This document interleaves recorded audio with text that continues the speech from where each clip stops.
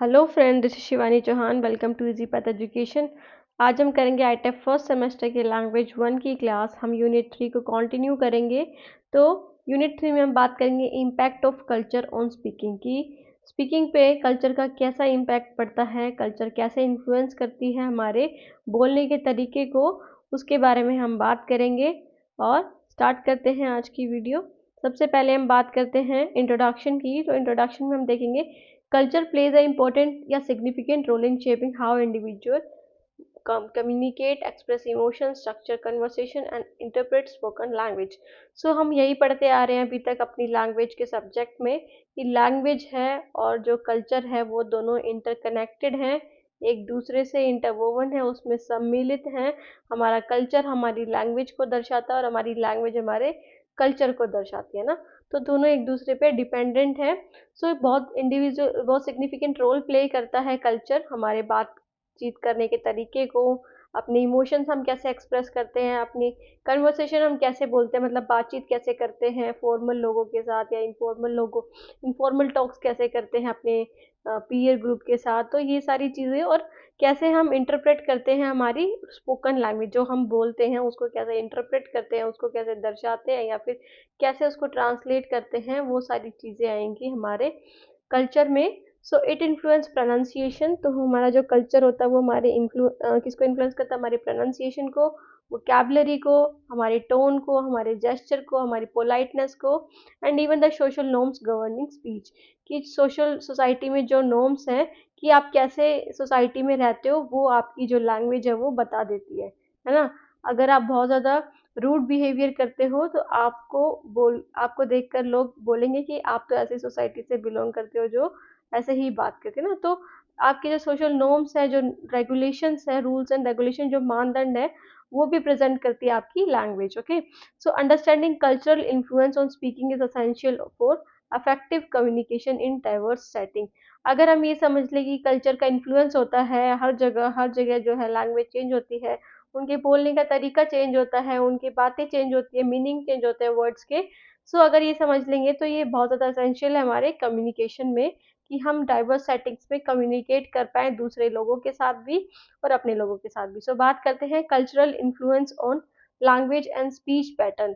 कि हमारी लैंग्वेज, जो भाषा हम बोलते हैं और जिस तरह से हम बोलते हैं, स्पीच पैटर्न्स, उस पे हमारे कल्चर का क्या इन्फ्लुएंस है। सो बात करते हैं different culture have unique ways of speaking. कि हर कल्चर के अलग अलग, हर सोसाइटी के या कम्युनिटी के, है ना, उनके अलग अलग वे ऑफ स्पीकिंग है, वो बोलते हैं अलग अलग तरह से, उनके एक्सेंट अलग हैं, है ना, उनकी स्ट्रक्चरिंग कन्वर्सेशन है या नहीं है। सो अगर हम एस्पेक्ट्स देखें तो सबसे पहले हम बात करेंगे किसकी, डायरेक्ट वर्सेस इनडायरेक्ट कम्युनिकेशन की। सो वेस्टर्न कल्चर जो है, जिसमें अमेरिकन आ जाते हैं और जर्मन आ जाते हैं language, often prefer direct communication. वो डायरेक्टली ही कम्युनिकेट करते हैं, ठीक है, where people express their opinion clearly and openly. कि वो क्या करते हैं, वेस्टर्न कल्चर के जो लोग होते हैं जैसे अमेरिका के, जर्मन के, तो ये क्या करते हैं, डायरेक्ट कम्युनिकेशन कर लेते हैं, कोई ऐसा कुछ ऐसा यूज़ नहीं करते, है ना। मतलब जिससे बात करनी है उनसे उनसे बात कर लेते हैं ये, है ना, कोई शर्माना वगैरह कुछ नहीं होता। बट एशियन और मिडल ईस्ट कल्चर में हमें देखने को मिलता है, जैसे जापानीज़ में और चाइनीज़ में और अरेबिक लैंग्वेज में often use indirect communication use करते हैं। मतलब डायरेक्टली बात नहीं कहते, कोई बात कहते हैं तो किसी आइडियम के थ्रू कह देते हैं, किसी प्रोवर्ब के थ्रू कह देते हैं। जैसे हमारे इंडिया में भी ऐसा ही होता है, अगर आपको किसी पे टोंट मारना है तो आप उसको एक तरह से इनडायरेक्टली आप उसे बोलते हो ना, where messages are implied rather than explicitly stated to maintain politeness and social harmony. की ऐसे बात कर देते हैं कि इंसान को बुरी, मतलब इंसान के बारे में आप बोल भी दो और किसी को बुरा भी ना लगे, है ना। तो ऐसे होता है ना। तो यही चीज़ है कि अगर हम वेस्टर्न कल्चर में देखें तो वो डायरेक्टली ही अपने ओपिनियंस को शेयर कर देते हैं, बट एशियन और मिडल ईस्टर्न कल्चर में ये हमें देखने को मिलता है। Example, in some culture saying no directly is considered rude. कि बहुत सारे कल्चर ऐसे हैं जहाँ पे नो कहना बहुत ज़्यादा रूड लगता है ना। अगर आपसे कोई काम कह दे और आप बोल दो नहीं, मैं नहीं करूँगा, I will not do it, है ना, आप सीधा नो बोल दो, है ना। हमें भी ये होता है ना कि देख सीधा ना ही बोल दिया। तो ये क्या होता है, ये एक तरह से रूड साइन करता है, रूड आपको आपका बिहेवियर शो करता है। बट पीपल में use indirect phrases like I will think about it और मे बी लेटर। कि या तो मैं बाद में करूँगा ये, या फिर मैं इसके बारे में सोचता हूँ, ऐसा भी इंसान कह सकते हैं बजाय कि ना बोलने के, है ना। सो ये उसके बाद आता है second one is in culture. So B is the formal and informal speech. अभी हमने किसके बारे में पढ़ा था, डायरेक्ट वर्सेस इनडायरेक्ट कम्युनिकेशन के, है ना। अब फॉर्मल वर्सेस इनफॉर्मल में अगर हम बात करें कोरिया की, इंडिया की और जापान के लैंग्वेज की, वहाँ पे हायरार्किकल स्ट्रक्चर होता है, स्ट्रिक्ट हायरार्किकल स्ट्रक्चर होता है। मीन्स कि जो आपसे टॉप लेवल के लोग हैं या फिर आपसे आपके एल्डर्स हैं, उनको आप कैसे बात करोगे, उनको बिहेव में रह के बात करोगे उनसे, है ना। मतलब उनके आगे पहले तो जी लगाओगे, अगर हम हिंदी की बात करें तो, है ना, जी लगा के बात करोगे और आप करके बात करोगे। तो ऐसा हमें एक तरह हायरार्की वाइज बात करनी होती है। अगर आपके पीयर्स हैं, आपके फ्रेंड्स हैं, तो आप तुम यूज कर सकते हो या फिर तू यूज कर सकते हो, है ना। तुम या फिर तू यूज कर सकते हो आप उसमें, इसमें अगर आप पीयर से बात कर रहे हो तो। ओके, सो हायरार्किकल स्ट्रक्चर बहुत ज़्यादा स्ट्रिक्ट है। Speaking formally to elders teacher, जब आप अपने सुपीरियर लोगों से बात करते हो, अपने से बड़े लोगों से बात करते हो, तो वहाँ पे आपको क्या करना पड़ता है, फॉर्मली बात करनी होती है। ऐसे नहीं कि कुछ भी अरे यार ये करके, नहीं, है ना।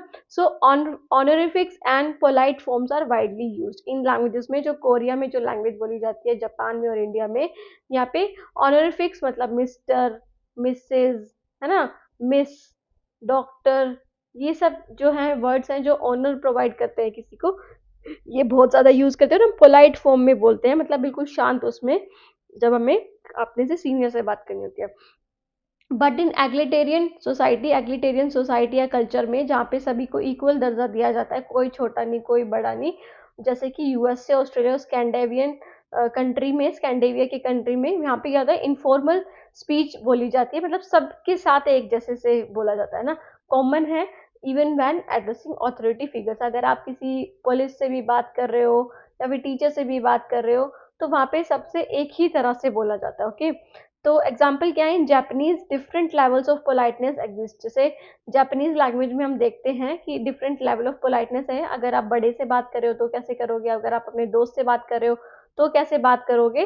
सो फॉर एग्जाम्पल, जैसे कैजुअल अगर बात करनी है, हमें कैजुअल पूछेंगे आर यू वेल, तो बोलेंगे ओगेंकी, है ना।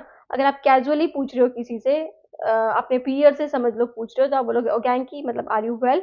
अगर आप पोलाइट फॉर्म में बोलोगे, मतलब अच्छे से बोलोगे किसी अपने सीनियर से, तो आप क्या बोलोगे, ओगेंकी देसुका, है ना, ओगेंकी देसुका।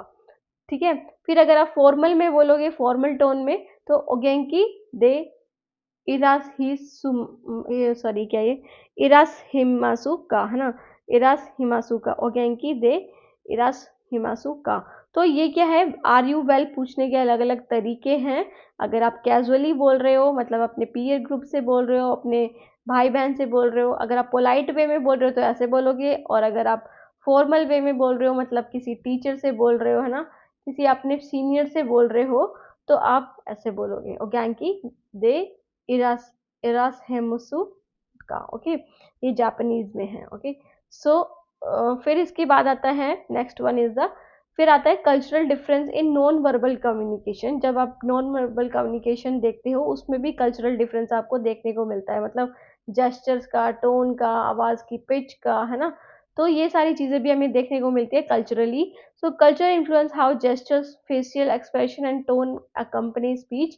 तो कल्चर के हिसाब से आपको देखने को मिलता है कि आप कैसे जेस्चर्स यूज़ करते हो, आपकी फेशियल एक्सप्रेशन कैसे हैं। तो ये सारी चीज़ें भी दर्शाते हैं आपकी कल्चर। अगर हम बात करें टोन एंड पिच वेरिएशन की, तो इटालियन, स्पेनिश और Arabic, sorry, Italian, Spanish, Arabic speakers हैं, वो क्या बोलते हैं, use expressive tones and pitch to emphasize emotions.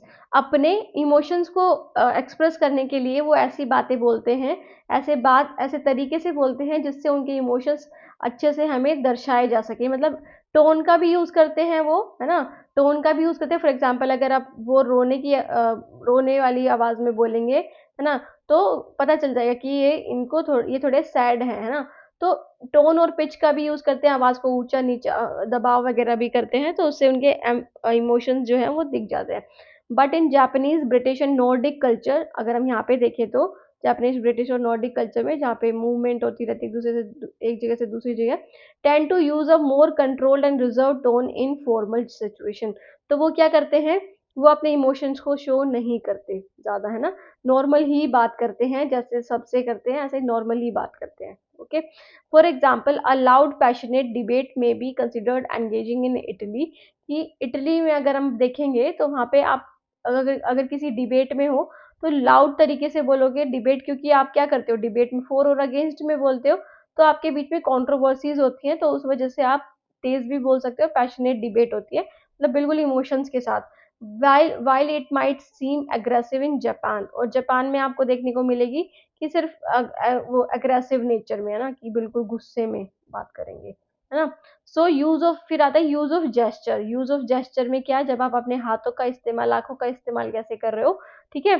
तो hand gestures are commonly in Mediterranean and Latin America culture but may be considered excessive of और you rude in East Asian culture, कि hand gesture common है Mediterranean और Latin America जैसी country में, इनके culture में, पर अगर हम बात करें ईस्ट एशियन कल्चर की, अगर हम हैंड जेस्चर का यूज करेंगे, फॉर एग्जांपल हम थंब अप का यूज करेंगे, है ना, अगर आप अपने अंगूठे को दिखाते हो तो क्या बोलते हैं, वो आपको चिढ़ा रहा है ना, ये बोलते हैं ना इंडिया में, कि आपके कल्चर में क्या माना जाता है, अंगूठा दिखाना मतलब वो चिढ़ा रहा है आपको, है ना। ऐसे ही eye contact is a sign of confidence, कि आई कॉन्टेक्ट कॉन्फिडेंस का साइन होता है वेस्टर्न कल्चर में, पर अगर हम बात करें कि यहाँ की एशियन कल्चर में, एशियन कल्चर की बात करें तो डिसरिस्पेक्टफुल का साइन होता है, कि बोलते हैं ना आंखें क्यों दिखा रहा है मुझे, तो इसका मतलब कि वो रिस्पेक्ट नहीं कर रहा है उसकी, या उससे डर नहीं रहा, है ना। तो वेस्टर्न कल्चर में तो उसे कॉन्फिडेंस का साइन मानते हैं, और यहाँ पे मतलब एशियन कंट्रीज में उसे डिसरिस्पेक्टफुल का साइन मानते हैं। जैसे एग्जाम्पल यहाँ पे थम्स अप का दे ही रखा है कि यूएसए में थम्स अप यूज करते हैं जब आप किसी चीज को अप्रूवल दे रहे हो, बट अगर आप इंडिया की बात करो या फिर मिडल ईस्टर्न कल्चर की बात करो, तो वहाँ पे उसको ऑफेंसिव माना जाता है, मतलब गलत माना जाता है, कि आप थम्स अप क्यों कर रहे हो, अंगूठा दिखा रहे हो, मतलब चिढ़ा रहे हो, है ना। सो उसके बाद आता है different culture develop unique idem proverb and slang that shape spoken language. तो यहाँ पे बात हो रही है कल्चरल इन्फ्लुएंस की ऑन वोकैबुलरी एंड एक्सप्रेशन, कि आपकी एक्सप्रेशन और आपकी शब्दावली जो होती है, जो आपके पास वर्ड्स होते हैं, वो सब भी आपके कल्चर को इन्फ्लुएंस करती है ना, कल्चर से आती है आपके कल्चर से। सो हर डिफरेंट कल्चर में अलग अलग आइटम्स हैं, मुहावरे हैं, लोकोक्तियां हैं, स्लैंग्स हैं, है ना, इनफॉर्मल टॉक जैसे भी वो बात करते हैं। सो कॉन्टेक्चुअल मीनिंग में vary even when the same words are used, कि जब आप सेम वर्ड यूज कर रहे हो, है ना, तब भी आप क्या करोगे, अलग अलग तरह से उस बात को बोलोगे अलग अलग लैंग्वेज में, ऐसा तो होता ही है। फॉर एग्जाम्पल यहाँ पे लिखा है ब्रेक अ लैग, इंग्लिश में बोलेंगे break a leg good luck in western countries, कि जब आप यहाँ पे क्या बोल रहे हो, ब्रेक अ लैग बोल रहे हो इंग्लिश में, है ना, और गुड लक बोलोगे वेस्टर्न कल्चर में, तो वेस्टर्न कल्चर में गुड लक बोलोगे और इंग्लिश में बोलोगे break a lag.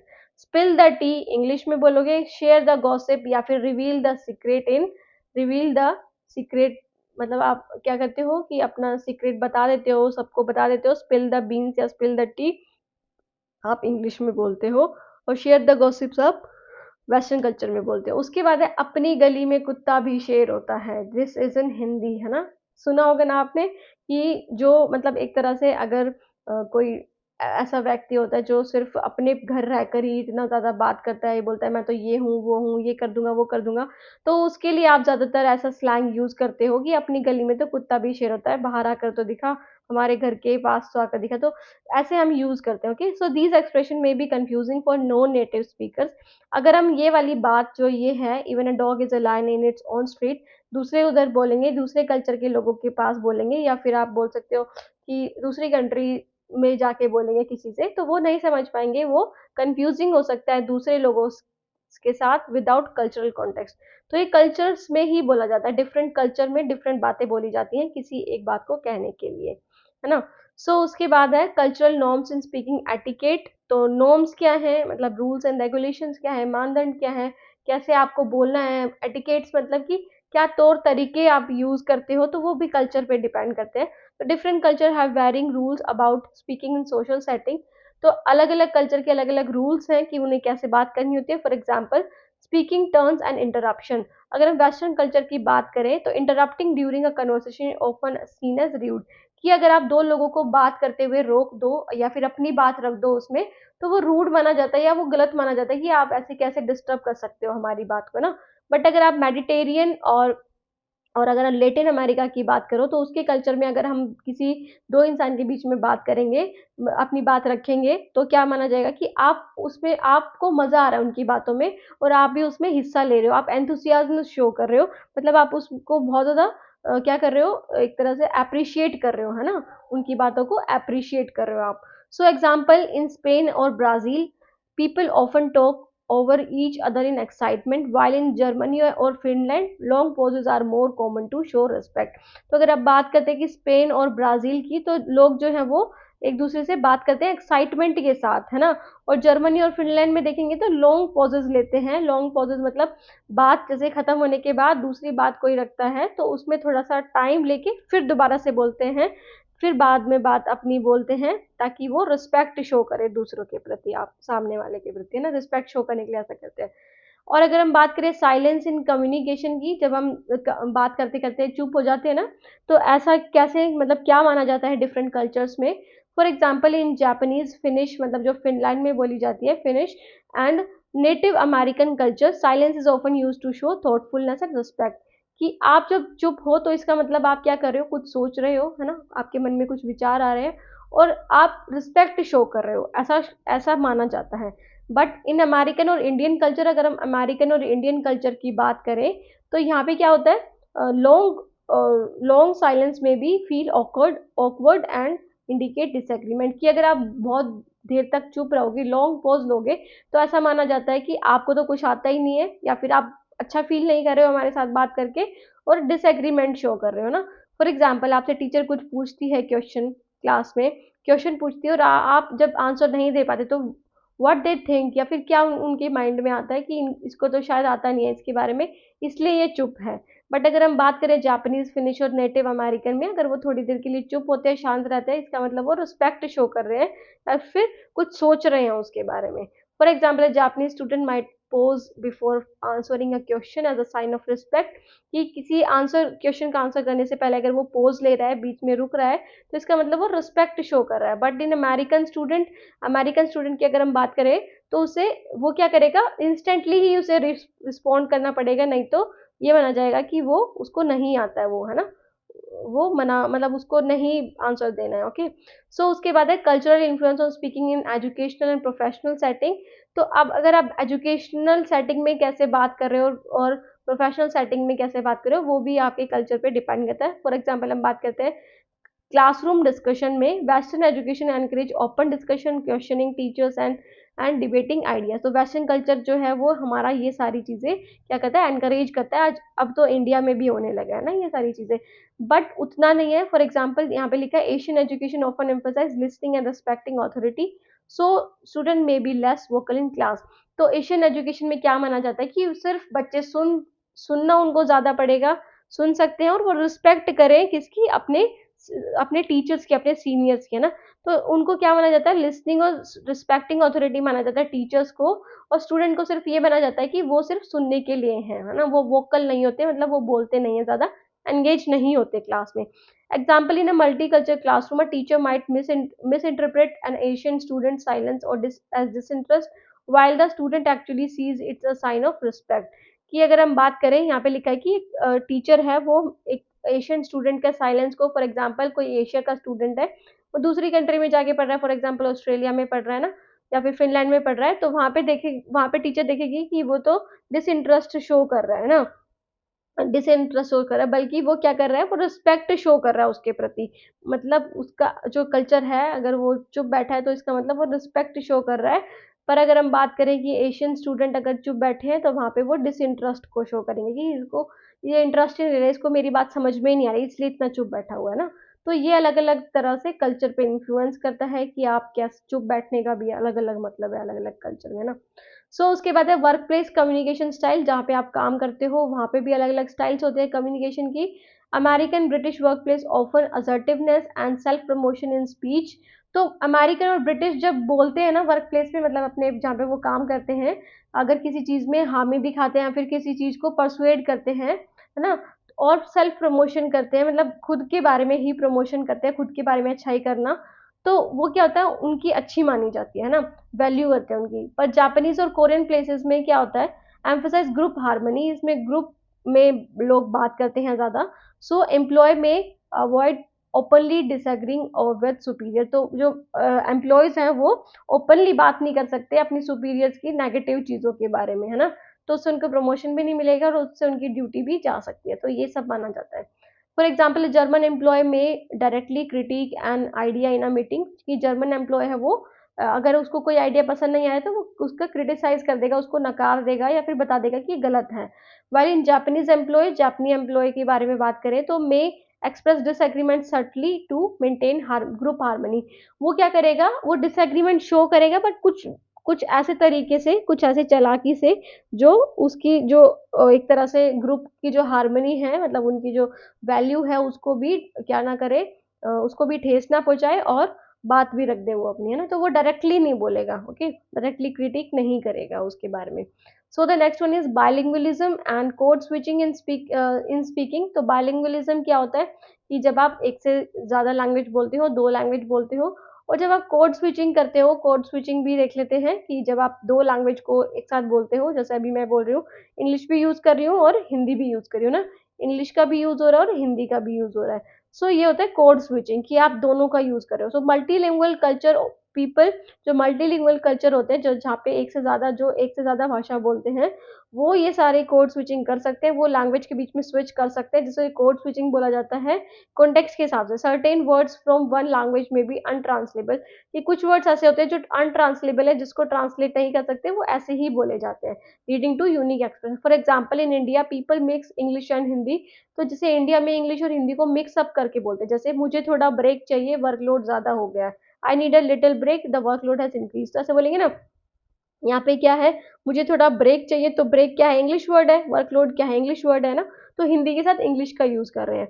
After that is in Spanish and Spanish speaking culture के बारे में बात करें तो वहाँ पे भी स्पेनिश और इंग्लिश का मिक्सअप बोलते हैं, स्विच कर लेते हैं लैंग्वेज को, जैसे वैमोस, अलमोल, डेस्पुस, ओके। तो इसका मतलब क्या है, let's go to the mall later, okay. तो यहाँ पे क्या कर रहा है, ओके, और ये जो मॉल है क्या इंग्लिश वर्ड है, तो इनको यूज़ कर रहे हैं साथ में अपने स्पेनिश लैंग्वेज के साथ में, ओके। सो उसके बाद आता है the influence of globalization on speaking, कि ग्लोबलाइजेशन का क्या इफेक्ट पड़ा है, वैश्वीकरण का क्या इफेक्ट पड़ा है हमारी हमारी बोलने की विचारधारा पर, है ना? तो इस सब का क्या इफेक्ट पड़ा है, तो बात करते हैं technology, media and travel have influence speaking styles world wide.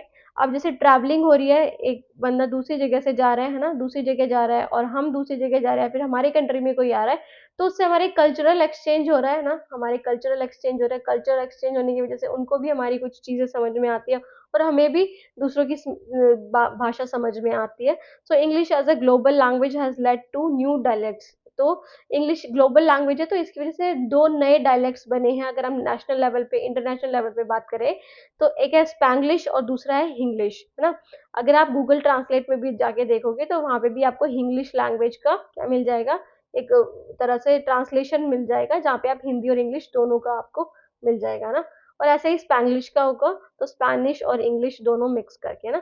So pop culture and social media influence introduce new slang and expression across culture. तो पॉप कल्चर जो ये एक तरह से अडल्ट कल्चर जो आया है ना, और सोशल मीडिया ने बहुत ज़्यादा इन्फ्लुएंस कर दिया है, स्लैंग्स यूज़ करना, शॉर्ट शॉर्ट वर्ड यूज़ करना, इनफॉर्मल टॉक्स करना, जैसे जो है ना, या फिर आप बोल सकते हो लोल, ये जो लिखा ही हुआ है ना, या फिर एएसएपी, है ना, या फिर लैपटॉप को लैपी बोल देते हैं, है ना? तो ये सारी चीज़ें जो शॉर्ट फॉर्म है, ये सब क्या है, स्लैंग्स हैं, जो इस पॉप कल्चर और सोशल मीडिया से बहुत ज़्यादा देखने को मिला है। तो टेक्नोलॉजी का और ग्लोबलाइजेशन का बहुत ज़्यादा इन्फ्लुएंस है हमारी बोलने के तौर तरीकों पे, हमारे चेंजमेंट की वजह से ना। जैसे कि सेल्फी, लोल और ये दो जो कूल है, ये बहुत ज़्यादा यूज़ होते हैं मल्टीपल लैंग्वेजेस में वर्ल्ड वाइड में। सो ये थी आज की हमारी क्लास स्टूडेंट्स। हमने आज किसके बारे में पढ़ा, हमने आज पढ़ा कि क्या इम्पैक्ट रहता है कल्चर का, इम्पैक्ट क्या रहता है कल्चर का ऑन आवर स्पीकिंग, कि जैसे हम बोल रहे हैं, है ना, जिस तरीके से हम बोल रहे हैं, हम यहाँ पे इंग्लिश और हिंदी दोनों वर्ड्स को यूज़ करके बोलते हैं और हम बोलते हैं हम हिंदी बोलते हैं, नहीं, हम क्या बोलते हैं, इंग्लिश बोलते हैं। जब आप दोनों वर्ड्स का यूज़ करते हो साथ में, तो आप इंग्लिश का भी और हिंदी का भी, तो आप इंग्लिश बोल रहे हो ना, हिंदी नहीं बोल रहे या फिर इंग्लिश ही नहीं बोल रहे हो। सो कल्चर का बहुत ज़्यादा इन्फ्लुएंस पड़ता है हर जगह पे, किसी बात को अलग अलग मीनिंग से, अलग अलग वर्ड से कहा जाता है। इन चीज़ों के बारे में हमने पढ़ा। ये जो क्वेश्चन है impact of culture on speaking, ये आपका 8 मार्क्स के क्वेश्चन में आ सकता है, ठीक है?